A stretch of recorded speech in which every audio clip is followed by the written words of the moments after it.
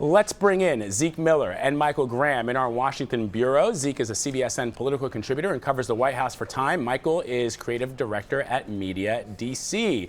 All right, gentlemen. So there's not a whole lot of news there, Zeke, coming out of that speech that the president is delivering on board the Intrepid. He's basically recounting some of the heroics of those who fought during that. So let me get your impression on what we saw today at the Rose Garden, which is the president along with House GOP members celebrating the win for the House with the repeal and replacement plan for the Affordable Care Act. I've seen a lot of people saying, look, this was a pretty big victory lap for just getting through one House of Congress. I want to get your take on it. Well, Vlad, I think there's a lot of commonality between the two events in this respect. I mean, President Donald Trump has an affinity for showmanship in a lot of ways. The way he uses the White House, he showed some of the photos before of members of Congress sort of standing next to the president at the Resolute desk. The president, knows how to put on a good show. And certainly today in the Rose Garden, that's what it was. It was, member of Congress after member of Congress talking about their role, talking about their constituents, talking about their accomplishments, and certainly talking about the president, praising the president for his role. It gave the president and Republicans in the House a desperately needed victory to show that they can actually govern and and pass some sort of legislation on health care, fulfill their core campaign promise to their voters. Obviously, it's all premature. The Senate hasn't essentially is set up to basically gut that bill. But at this point, for President Donald Trump, just after the 100 days marker, after the setback on this healthcare bill, it was a sorely needed sort of at least temporary victory. Yeah, and so to that point, Michael, this temporary victory, if the bill doesn't end up on the president's desk or if it's completely gutted, as Zeke says, by the Senate, if it looks nothing like what it looks like today, what does it mean for some of those Republicans who put their names to this bill who might be in some of those purple states, for example, when it comes to 2018? Well, if they're in trouble, they're in trouble. And if 2018 is a wave election, the kind that we've seen recently when the party out of power, you've got one party that controls Washington, the other party's out of power. We've had these wave elections before. You're probably going to get lost in the wave no matter what. I've never, though, understood the argument, if we pass the bill, we'll lose the House. So we should do nothing about Obamacare and really make our base angry and completely fail them, which means we'll lose the House. If you're going to risk the House anyway, at least give yourself something to fight back with, a plan that you can say, here's how it lowers premiums, here's how it helps more people. Give yourself something to fight with, and that's what the Republicans in the House did. So, Zeke, at the end of the day, I mean, when you look at all of the things that they needed to do to get this done, does this at least, and we should point out that it's pretty significant for the House Republicans because there were a lot of people that said after the first pass that this thing was dead in the water. Does this allow them at least to move this off their desk and start to focus on the legislative agenda, which is, as you know, pretty large? Yeah, I mean, certainly for Republicans in the House, they can now say this is the Senate's problem now, which, they've been looking to say for quite a long time. Certainly Speaker Ryan wants this off his plate. I mean, the challenge, though, is, is tax reform is built on getting health care done, that it's off that the changes to the CBO baseline that gives them more room to work with on tax reform. So there's only so much they can do to actually move the ball forward there without that. But the point earlier, though, about sort of how, for Republican lawmakers taking this vote, I think that, I've talked to leadership folks over the last couple of days. That's been the message they've been sending to their rank and file as they were twisting arms, certainly in the House. That, you as a backbencher in Congress took, vote after vote after vote on repealing Obamacare. It's not like, Democrats won't have one more thing to use against you in an ad, even if you voted no on this specific bill. This at least gives Republicans a fighting chance. That said, that clock to the midterm year starts earlier and earlier every cycle.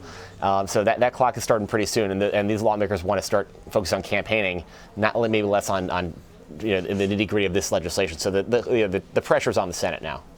And Michael, do supporters of the repeal and replace of Obamacare care that these House Republicans did not wait for that CBO score, that in many cases they have said that they hadn't actually read the bill, that their staff members had read it? Was this just something that they had promised their constituents that they were going to do? They wanted to get it done. And the CBO score, maybe it's not even going to change all that much from what they scored on the first pass.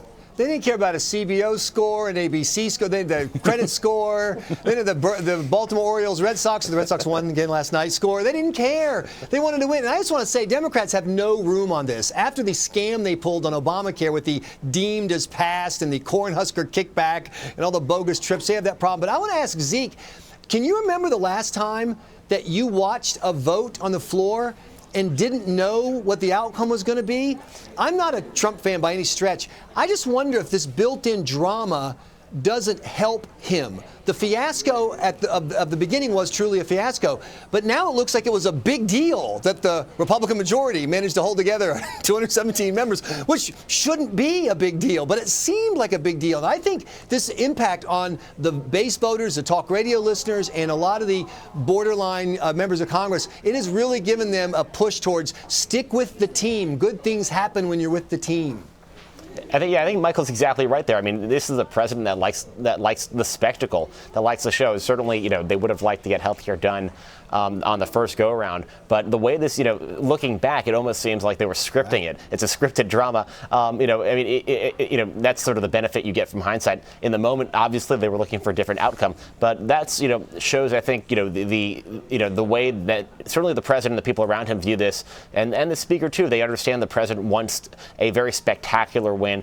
With 217, there was no margin really, for error in the House, and then that big Rose Garden event, they got something that they can show to their constituents, something that made the nightly news everywhere tonight, and so that people can say, this is what the president did, this is what my member of Congress did. All right, let's talk about some other news coming out of Washington today. FBI Director James Comey spoke behind closed doors to the House Intelligence Committee on Thursday, and ranking Democrat Adam Schiff told CBS News the full committee now has access to those documents Republican Chairman Devin Nunes viewed during that unannounced White House trip. So, Michael and Zeke, is the House probe back on track? Michael, you first. I don't, as you know, Vlad, I've been very poo-pooing on both sides of this story, the Susan Rice part of the unmasking and the Russian secret nefarious, whatever. The Russians did what they did. They were trying to influence the election. Of course they were. I don't know that, what we're trying to find is some smoking gun back to Donald Trump. Here's what's interesting to me is I've said from the beginning, somewhere there are documents, and those documents have facts in them. And if the entire committee has seen the documents, and we don't see some leaks soon that show that Nunes was wrong, that show that the unmasking didn't happen, or that it's not the way you described it, then I think it's going to be more evidence that what he said was fundamentally in the realm of accurate. That argument works the other way, Michael. I mean, where Sure. if we don't hear more leaks from the Republican side, here's the document that shows that Susan Rice allegedly did this unmasking.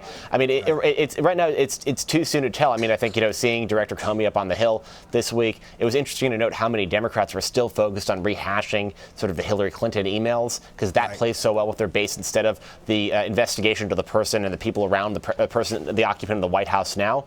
That was an interesting development. And it's hard to tell. Is that because they think that investigation might not be fruitful, or if they just that's the thing that they can go back to their members and fundraise on online? But do you agree that we were at the if there's smoke there's fire phase, and now we're at the let's try to make some smoke phase? I mean, to me, if there is no connection between the inner Trump circle and the Russian actions to influence the election, then all this is just nothing. It's just it's not it's just talk that the voters are going to completely ignore. Well, it's hard to say, right? Because Director Comey, even in a public hearing yesterday, kept everything very, very close to the vest. There were a couple of things that he did say that would lend people to believe that there is smoke. For example, when he was asked if the Russian government is still involved in American politics, the director said yes. He was also asked if there was any attempt by anybody at the Obama administration to unmask anyone. He said not that he's aware of. Oh, no, yeah, I'm sorry, go ahead. I think, but to both of your points, I mean, that's been the issue surrounding this investigation for the last 6 or 7 months. I mean, where Democrats keep shooting for the moon and trying to sort of over-promising and under-delivering, saying that there's going to be something massive to be uncovered about Donald Trump. The notion that Donald Trump is personally involved has been refuted time and time and time again. People around him, having contacts. I mean, it can be something as low as Carter Page or something like Roger Stone. But it doesn't really matter. It doesn't get them back to the president. And for Republicans, they were sort of forced into that immediate defensive crouch of, oh, there's nothing to see here. Any assertions of Russian meddling was somehow was trying to undermine Donald Trump. And I think collectively, both parties are going to have to find a way, the country's going to have to find a way to accept Russia did try to influence this election. Donald Trump personally wasn't involved and didn't condone it, but we all have to find a way to come together and live with that and find some policy solution that, that moves forward from there. Right. And Michael, that's the thing, right? I mean, at the end of the day, look, what is going to, for those people who did not vote for Donald Trump, the question will be, does he deliver on those promises that he made on the campaign trail? He's already delivered on one, at least when it comes to the House GOP members, to repeal and replace Obamacare. Does he bring back those coal mining jobs? Does he build that wall? If those things don't happen, that'll be more of a punishment for him than whether or not they find the fact, as Zeke points out, that yes, perhaps Russia did meddle in the elections. It had nothing to do with his victory. No, I agree. In fact, for Trump, it's even worse because if you were an ideologue, he could say, look, here are my ideas. They take time to work. So if things don't get better, in 6 months or 12 months or 18 months, hang on. We know where we're going. But he's not an ideologue. He's I'm here to fix it. And so if it's not fixed on Election Day, you're like, well, hey, you didn't fix it. And you just wonder, is it possible for the reforms in this Obamacare repeal plan, whatever we end up with, leaning towards free market, deregulation, cutting the Obamacare taxes, can they have an impact that an average person is going to feel in time for even the 2020 election, much less the 2018 one? All right, guys, before we go, a couple of things. One, there's that soundbite rolling around right now all over the place of Paul Ryan back in 2009 saying in an interview that the Obama administration was trying to push through the Affordable Care Act without knowing all the details of that bill. And Paul Ryan at one point saying that that's not democracy. So he's been getting that's been getting a lot of play. But I want to play something from today from a House GOP member in an interview he did on another network, and I want to get your reaction to it. Did you actually sit down and read the entire bill plus all of the amendments? I will fully admit, Wolf, I did not, but I can also assure you my staff did. We have to rely on our staff. I had many meetings within Energy and Commerce with the chairman of Energy and Commerce as we discussed how this plan will affect Americans. I'm very comfortable that we've got a solution to the disaster called Obamacare, where just today we heard 94 out of 99 counties in Iowa will not have any insurance next year, and we heard today that Aetna pulled out of the individual market in Virginia. This legislation affects a fifth of the U.S. economy and millions of Americans. Don't you think it was important to actually sit down and read the language of this bill? I have to rely on my staff, and I could probably tell you that I read every word, and I wouldn't be telling you the truth.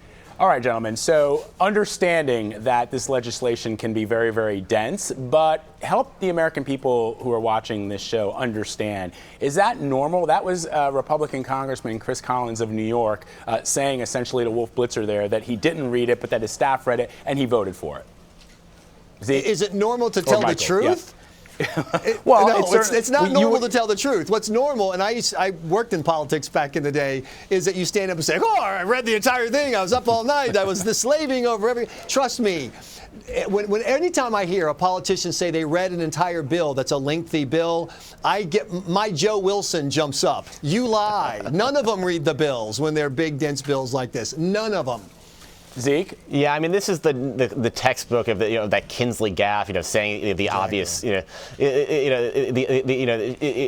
only mistake that he made there was saying the obvious truth. And even reading the bill, and somebody who's read a decent chunk of the bill professionally, I mean, reading the bill itself doesn't get you to the solution. I mean, the challenge is for Republicans is that they have pushed this thing through without a CBO score, saying that, the people who are paid to analyze this bill don't know how to do their jobs. And it looks like and to the outsider, and I think and the reason why they keep getting this question is, they have yet to explain to the American people fully why they had to rush this thing through other than to get a win immediately.